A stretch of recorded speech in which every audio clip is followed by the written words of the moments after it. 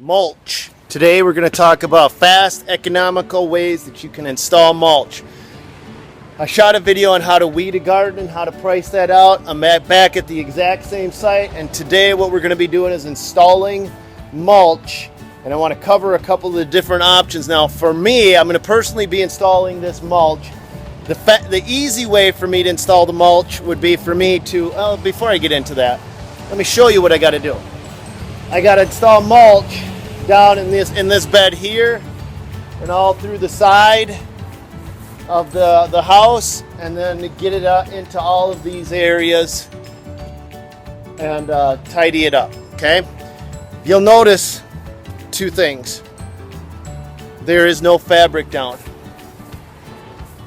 Now realistically there should be fabric down, and I gave the customer an option. Once we weeded this bed, we discovered there was no fabric. And I had already given them a price for the mulch. The price to mulch this bed was $375 that I quoted them. That is to install mulch along here and in the back and sides without fabric. I gave them an option. A lot of you guys are going to come into this. I hear you make the mistake of finding no fabric and feeling like you have to install fabric because you didn't know fabric was there, because it was so weedy before. You couldn't tell whether it's fabric or not, and you find there's no fabric, and now you're putting fabric in, but you hadn't quoted the fabric into your original price. That's not your fault.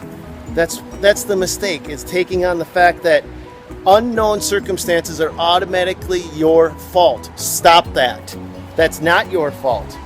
After I discovered there was no fabric, I made a simple phone call and said, you don't have fabric in place. I can put fabric down for you, but it will cost extra. It will cost X amount of dollars. And this customer opted not to install fabric.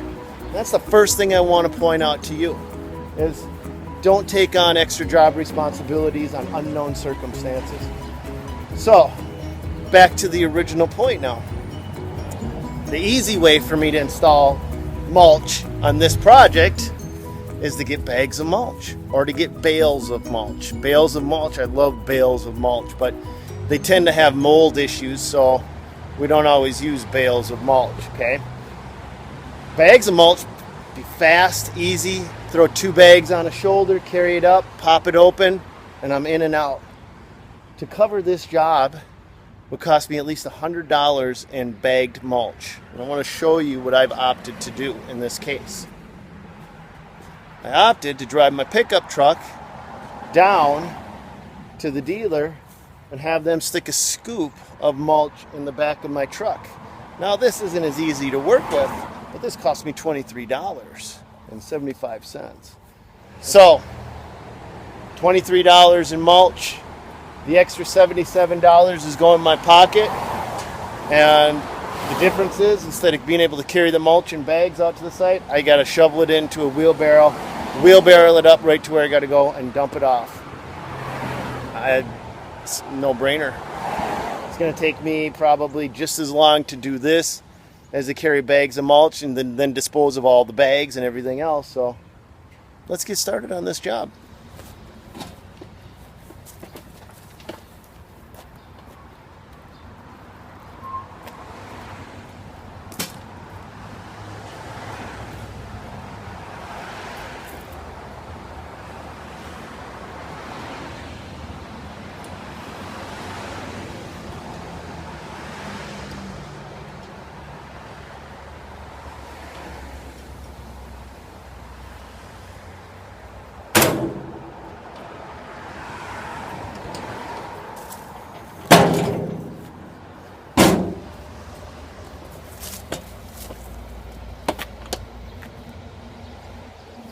One of the things I want to point out when you're bidding and estimating a project like this is you have to take into consideration shop to shop time. It's not just time on the job site. Now I'm going to be timing this. I literally have a stopwatch, and I'm stopwatching this job to see exactly how long it's going to take me to move this much mulch out and into the site, spread it, and grade it. But that time does not take into consideration the time it takes me to go to the yard, pick up the truck, get a tarp, because you got to tarp wood chips like this or double shredded hardwood mulch, which is what I'm using. You need the tarpet to go down the road so it doesn't blow out and create issues, to get all the tools, to get everything, and then to return all that back. You must take all of your time into consideration because your time is valuable. So make sure you understand exactly how long it takes. It's not just the time on the site, but it's the time to prep the job from start to finish. I call that shop to shop time.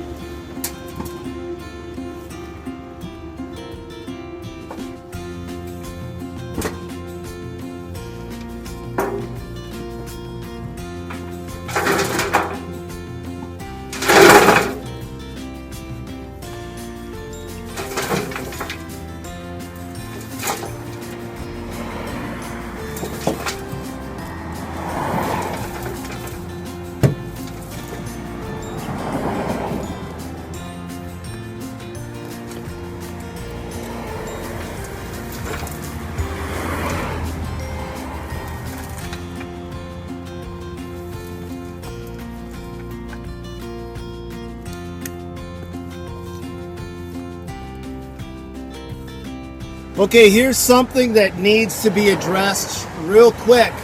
You're only going to move this material one time. So in this case, what I want to point out is that I'm judging the front and the side as equal, requiring equal amounts of mulch. And so what I basically have done is I've taken a mental note of about where half the load of the pickup truck is, and I put half of the load in the front, and now I'm putting the second half of that load on the side.